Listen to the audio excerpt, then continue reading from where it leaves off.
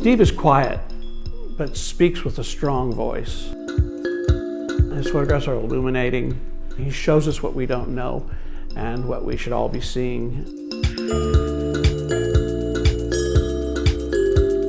His world is a world that we need to be aware of, and he is someone who is out to change the world. When I think of Steve Schapiro, I think of an energizer bunny of a person, full of life and passion and conviction for what he does. I think of someone with wide-ranging talents and endless energy and drive to be out there in the world and to record it through the medium of photography.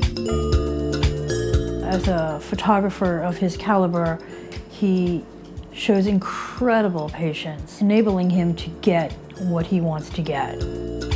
Steve is an excellent storyteller. His images are informational, emotional, and very truth-telling. You can see that they all have this empathy and a deep human touch, and only a great photographer and a great human being together can create.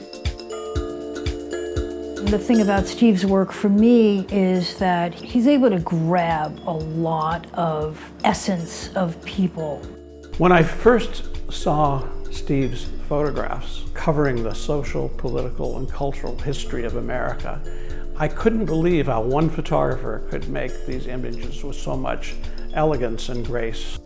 It's almost as though what he was photographing early on is come back around with the contemporary politics that we see today. Unfortunately, they are as relevant as they might have been years ago. Never one image that speaks to me about Steve and his work. He has so many great things, from his portraits of Andy Warhol and his followers to his Martin Luther King's empty room hours after the assassination. Steve somehow gained access to that room just hours after King was assassinated, and no photograph that I know of quite has such a rich blend of absence and presence. You could almost feel him still in the room even though he's not there. And it's one of those pictures that makes the hairs stand up on the back of your neck.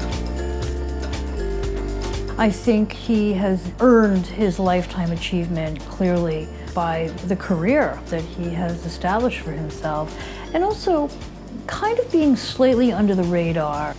I love the fact that Steve has always been a humble guy and not someone who has ever called undue attention to himself, and he's never chased the notoriety or awards necessarily. He's always wanted his work to speak for itself.